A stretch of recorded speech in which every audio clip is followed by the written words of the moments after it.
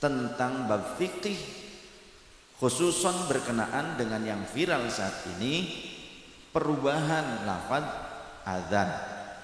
Ada orang yang merubah lafaz adzan hayya 'alas shalah dengan hayya 'alal jihad.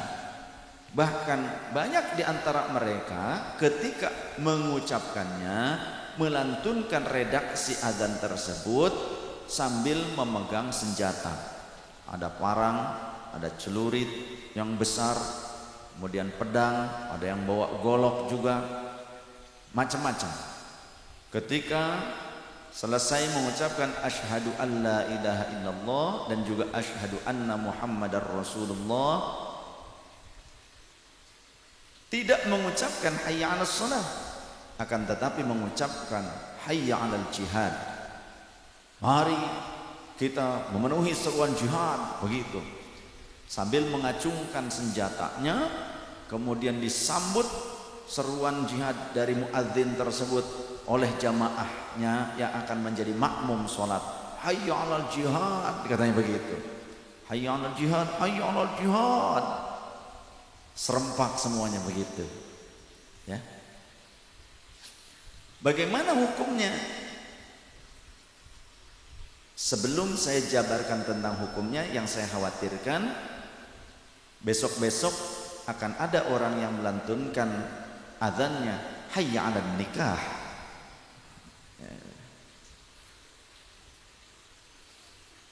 Jadi adzan merupakan ibadah yang tauqifi, ibadah yang ma'thur dari Rasulullah sallallahu alaihi wasallam. Dan ini sudah tegas sekali bagaimana penggunaan redaksi yang ditetapkan oleh Rasulullah sallallahu alaihi wasallam. Bahkan di dalam kitab karya Syekh Wahbah Az-Zuhaili dalam Al-Fiqhul Islam Adillatu, ini ada 10 jilid, ini pada jilid pertama di kitab cetakan yang saya miliki pada halaman 601 pada kaifiyatul adzan au sighatih, tentang kaifiyahnya adzan au sighatuh atau sighatnya adzan, lafadznya adzan. Ittafaqal fuqaha 'ala sighatil asliyati lil adzanil ma'rufil waridi bikaifiyatin mutawatiratin min ghairi ziyadatin wala nuqsanin wa huwa mathna.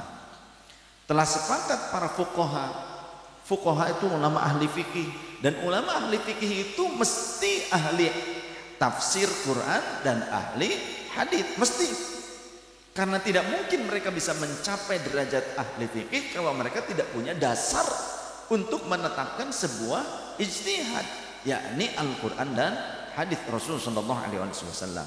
Dan tidak mungkin mereka bisa mendapati sebuah kesimpulan yang benar jika mereka tidak memahami Al-Quran dan sunnah itu sendiri. Para ulama fuqaha telah sepakat atas sighat asliyah, redaksional yang aslinya lil adani, tentang adzan al-ma'rufil waridi, yang sudah diketahui secara umum, yang sudah kewarid, yang sudah terajarkan turun temurun, terajarkan secara musalsalah bersilsilah dari Rasul sallallahu alaihi wasallam, yang riwayatnya lengkap bersambung bikaifiyatin mutawatiratin, dengan cara yang juga mutawatirah, cara-cara yang diajarkan dari Rasulullah kepada sahabat, dari sahabat kemudian kepada tabi'in, dari tabi'in kepada atba'ut tabi'in. Itu banyak sekali riwayatnya, semuanya sahih dari berbagai riwayat yang kuat. Minimal 10 sahabat yang meriwayatkannya, atau 10 perawi yang kuat meriwayatkannya dari jalur yang berbeda, dan sahih semua, maka itu mutawatirah, bersambung semuanya. Jadi setiap kurun periwayatan juga perawinya banyak dan kuat, para perawi yang thiqah, itu mutawatirah. Jadi adzan ini riwayatnya mutawatirah, min ghairi ziyadatin, tanpa ada tambahan macam-macam, wala nuqsanin, dan tidak dikurangi. wa huwa matna. Pelaksanaannya 2 kali.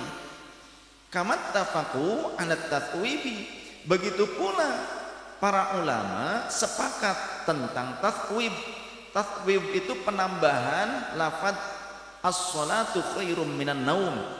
Diupayakan lafaz as-salatnya dipanjangkan. As-salatu khairum minan naum. As-salatu khairum minan naum. Kalau naumnya yang terlalu panjang, jamaah masjid kosong. As-salatu khairum minan naum. Orang baru ya mendengar itu ketika tidur agak terbangun sedikit, naum, oh ya sudah naum lagi, gitu. Itu akibat tathwibnya, kepanjangan naumnya. Amalan bima thabata fis sunnati an Bilal. Tathwib as-salatu khairum minan naum ini merupakan amalan yang berlandaskan pada sunnah yang telah dilakukan oleh Sayyidina Bilal radhiyallahu anhu. Kalau ada orang berkata, tuh kan Bilal aja boleh menambahi as-salatu khairum minan naum. Pada saat kapan itu? Jadi sahabat Bilal adzan. Biasanya Rasulullah SAW ketika mendengar sahabat Bilal adzan langsung keluar kamar, karena kamarnya Rasul, rumahnya Rasul cuma terhalang tirai saja, dinding dan tirai. Jadi kalau mau masuk ke masjid tinggal buka tirai langsung masuk ke masjid. Jadi berdempetan rumah Rasul dengan Masjid Nabawi, di mana yang sekarang menjadi makbarahnya itu rumah Sayyidah Aisyah. Nah, kalau sekarang masuk di dalam area Masjid Nabawi. Kalau dulu itu berdampingan, berdempetan temboknya dengan Masjid Nabawi. Kemudian ada lawang pintu yang ditutup dengan tirai. Maka kalau terdengar Bilal adzan, Rasulullah langsung ke dalam masjid, keluar dari rumahnya. Sedangkan suatu ketika sudah asyhadu an la ilaha illallah, sudah asyhadu anna Muhammadar Rasulullah, sudah hayya 'alas shalah, hayya 'alas shalah, tambah hayya 'alal falah, hayya 'alal falah. Rasul enggak keluar-keluar. Sahabat Bilal inisiatif. Beliau menambahkan as-salatu khairum minan naum. Belum keluar juga. As-salatu khairum minan naum. Rasulullah keluar. Ya. Rasulullah keluar. Jadi itu inisiatif memang. Kalau ada orang yang merubah saat ini, merubah redaksi adzan hayya 'alas shalah menjadi hayya 'alal jihad dengan dalih, kan Bilal juga pernah menambahi katanya tathwib. Inisiatifnya ini ada di masa Rasulullah sallallahu alaihi wasallam. Dan Rasulullah ketika mendengar itu, Rasulullah mentakrirnya. Rasulullah tidak melarangnya, dan itu merupakan sunnah takririyah, dan itu terus dipakai di setiap adzan subuh. Berbeda dengan adzan awal. Adzan awal membangunkan orang-orang yang tertidur untuk sholat tahajud, qiyamul lail, 1 jam kira-kira menjelang subuh tiba. Nah, itu tidak pakai tathwib, tidak pakai as-salatu khairum minan naum. Sedangkan adzan subuhnya tetap pakai as-salatu khairum minan naum. Ini berarti sunnah takririyah. Ya, berbeda kalau hayya 'alal jihad. Sejak zaman Rasulullah menghadapi berbagai macam peperangan, segenting-gentingnya para ulama kita, para sahabat Rasul, para tabi'in, atba'ut tabi'in, sampai ulama-ulama di Nusantara ketika zaman penjajahan, segenting-gentingnya kita dijajah sekian lamanya, kondisi perang gak pernah merubah adzan hayya 'alas shalah menjadi hayya 'alal jihad, gak pernah. Makanya saya khawatir Nanti bisa saja ada orang yang kemudian berubah, hayya 'alan nikah. Saking hayang nikah, nggak kesampaian.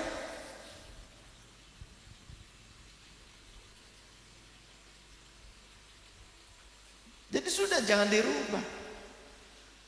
Lantas bagaimana dengan tambahan pula yang dilaksanakan oleh para sahabat?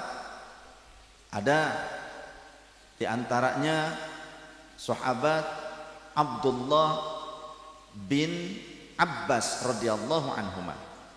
Sahabat Abdullah bin Abbas radhiyallahu anhuma diriwayatkan di dalam Sahihul Bukhari dan Sahih Muslim.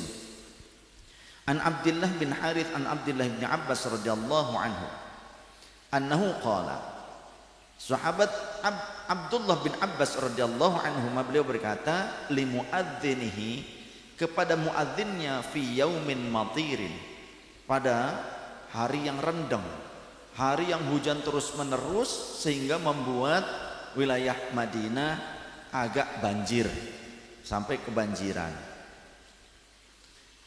Kata beliau, idza qulta asyhadu an la ilaha illallah asyhadu anna muhammadar rasulullah fala taqul hayya 'alas shalah qul sallu fi buyutikum. Ketika engkau mengucapkan asyhadu an la ilaha illallah asyhadu anna rasulullah, maka jangan katakan hayya 'alas shalah, tapi ucapkan sallu fi buyutikum. Salatlah di rumah kalian semua. Ini sahabat Abdullah bin Abbas, riwayatnya begitu. Qala, kemudian kata perawi, faka'anna nasa istankaru dzaka. Seolah-olah pada saat itu orang-orang warga Madinah mengingkari apa yang disampaikan oleh sahabat Abdullah bin Abbas. Faqala, maka sahabat Abdullah bin Abbas menjawab, ata'jabuna min dzaka, apakah kalian merasa aneh dengan hal ini?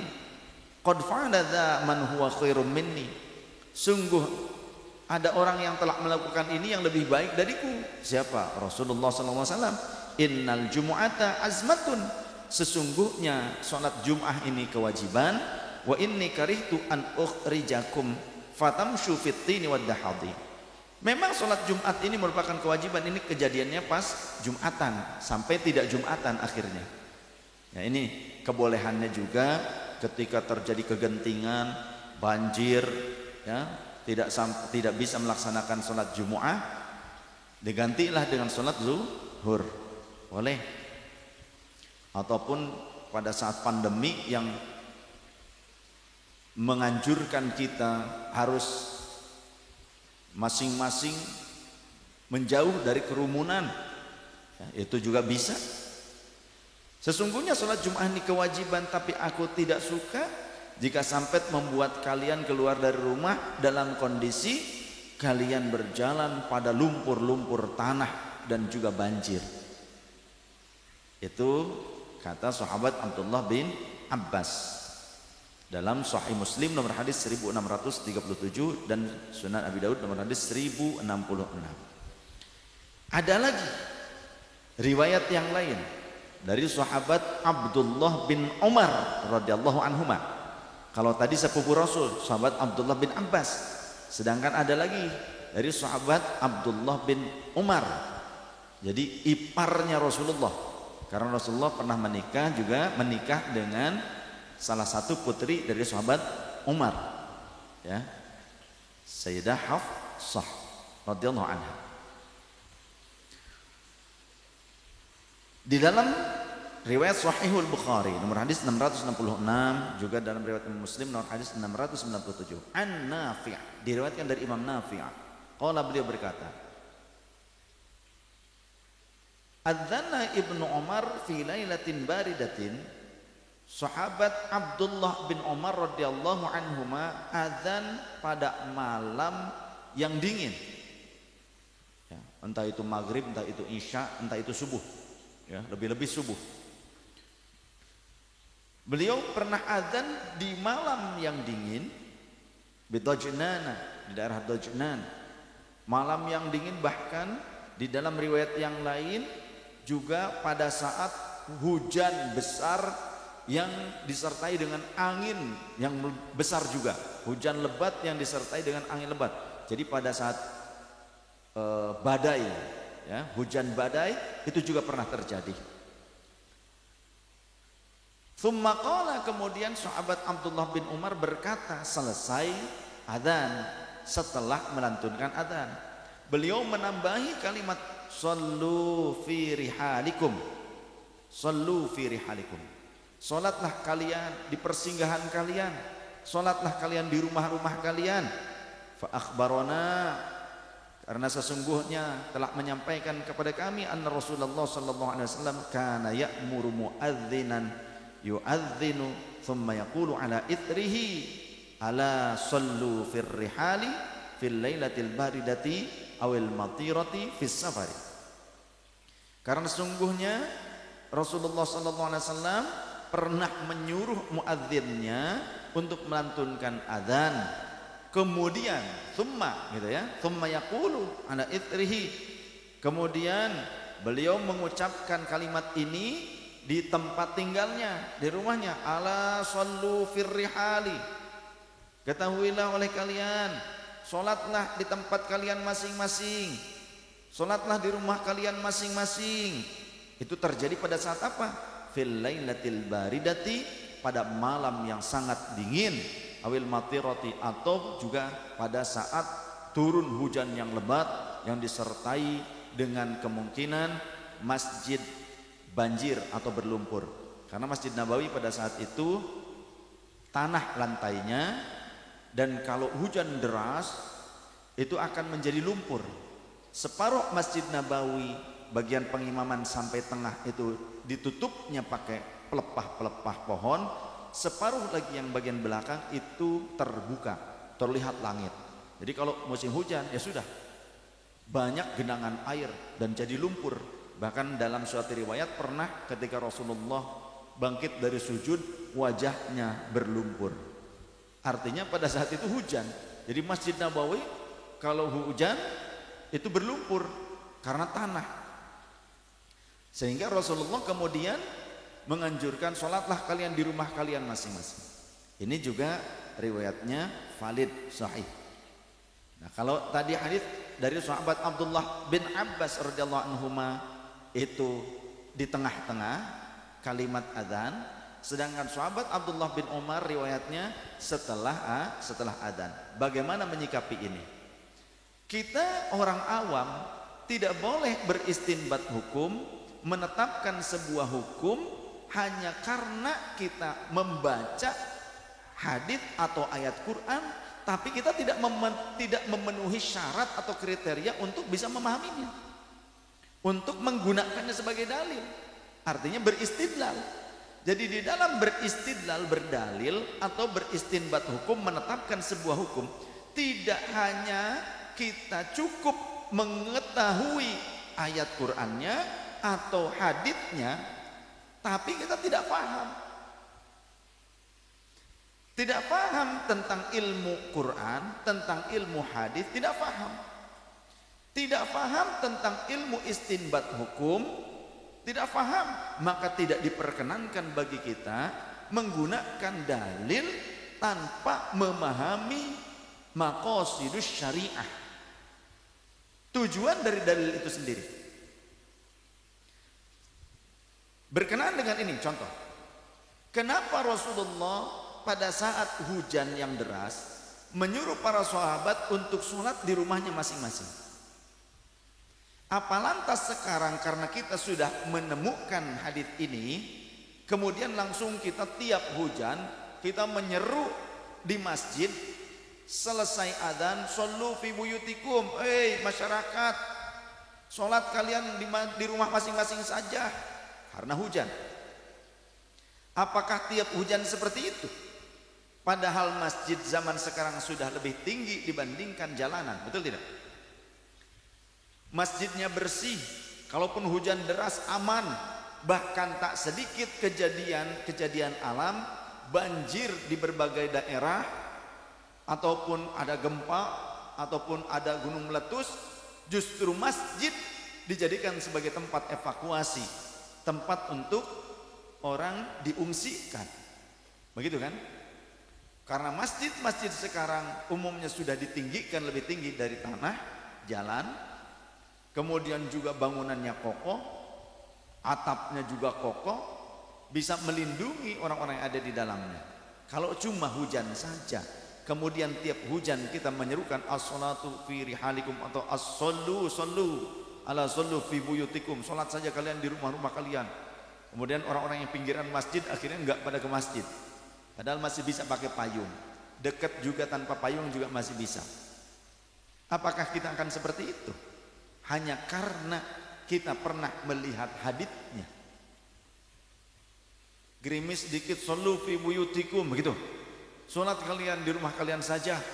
Apa kita setiap gerimis seperti itu akan melantunkan ini? Tidak. Jadi dilihat konteks maqasidus syariah, tujuannya. Maka inilah ilmu hadis. Jadi tidak hanya kita tahu redaksinya, tapi asbabul wurudnya juga harus faham. Kemudian tadi ketika sahabat Abdullah bin Abbas merubah redaksi hayya 'alas shalah menjadi sallu fi rihalikum atau sallu fi buyutikum, maqasidus syariahnya apa? Tujuannya apa?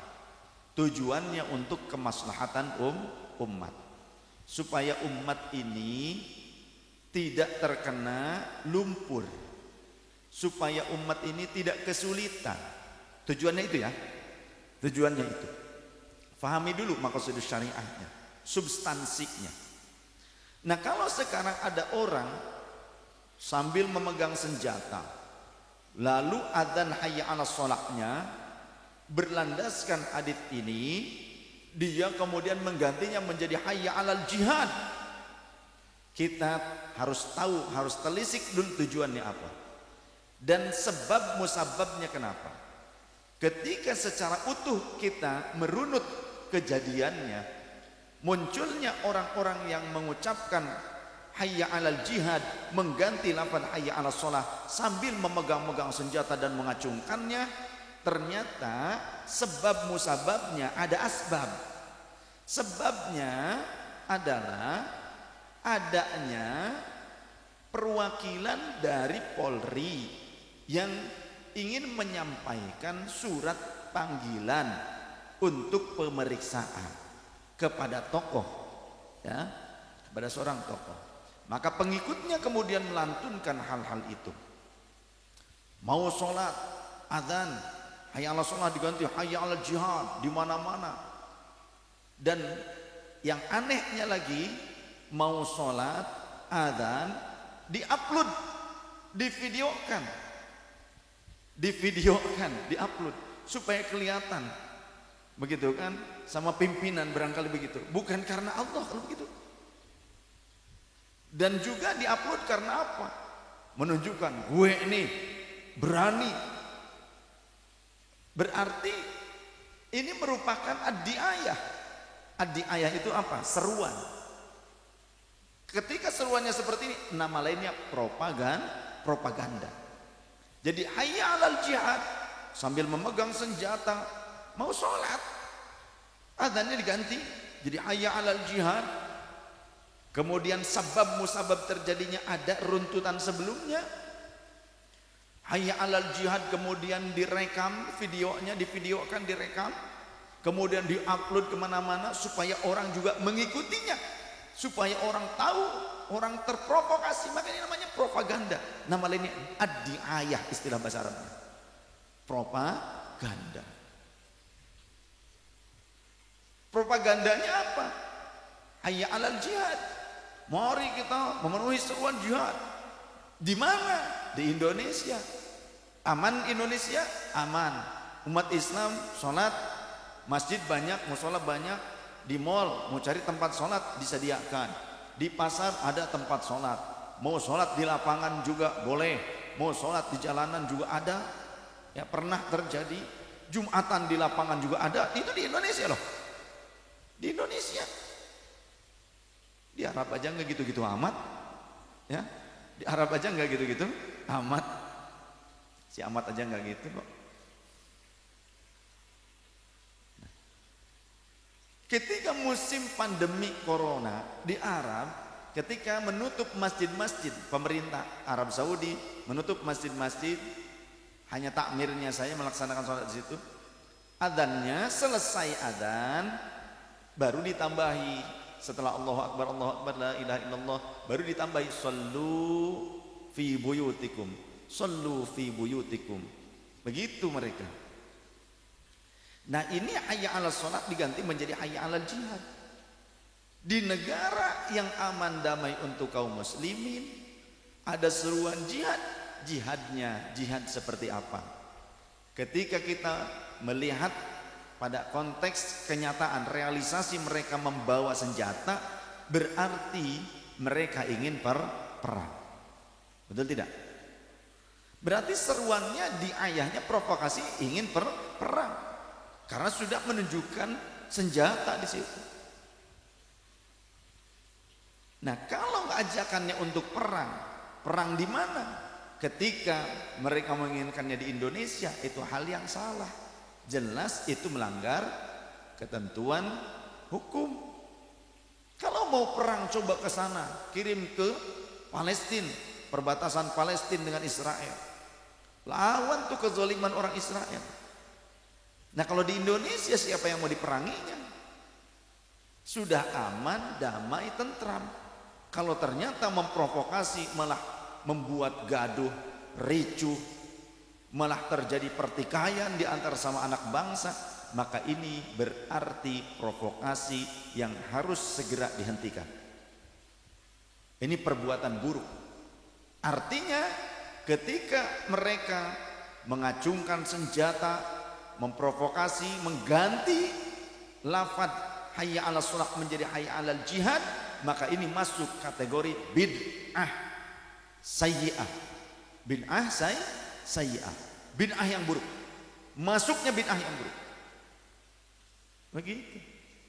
Karena tidak pernah sejak zaman Rasul, sahabat, tabi'in, atba'ut tabi'in, para ulama kita ketika genting-gentingnya dalam konteks perang sekalipun, ya, mau hadapi peperangan Indonesia penjajahan, adzannya Mbah Hasyim Asy'ari gak pernah merubah jadi hayya 'alal jihad, enggak. Mbah Ahmad Dahlan merubahkan hayya 'alas shalah menjadi hayya 'alal jihad? Tidak.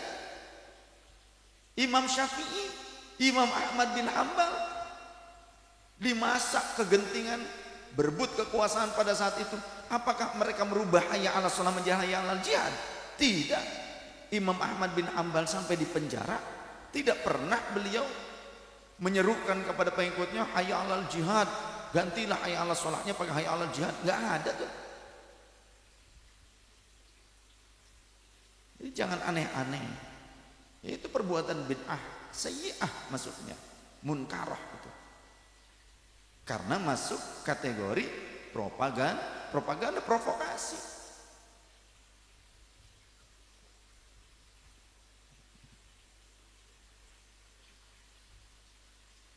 Jadi ketika kita mengerti, belum mengerti lah, baru mengetahui, ada dalilnya tadi. Ada dalilnya dari sahabat Abdullah bin Abbas dan sahabat Abdullah bin Umar. Kita menemukan haditsnya, betul tidak? Kita menemukan haditsnya seperti itu. Apakah langsung kita boleh menetapkan sebuah hukum? Kita yang awam gak ngerti tentang ulumul hadits, ulumul Quran, usul fikih gak ngerti juga, tidak diperkenankan kita beristinbat dengan kebodohan kita. Hanya berlandaskan terjemahan Quran dan terjemahan hadis. Maka coba kita merujuk kepada kitab-kitab para ulama yang ahli, seperti Syekh Wahbah Zuhaili, ya ahli tafsir, beliau punya kitab tafsir, mengarang kitab tafsir banyak.